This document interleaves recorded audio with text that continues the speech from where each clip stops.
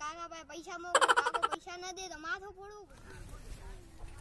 કાકા ઠંડુ પીવા પૈસા દો. તારે પીવાના તો પૈસા નથી, તારે ઠંડુ પીને ક્યાં જાવું છે? પૈસા દેવાય કે નહીં દેવાય? જાની દેવા કરવું એવો કરજે પૂજા. ઉખાડવું હવે ઉખાડવું.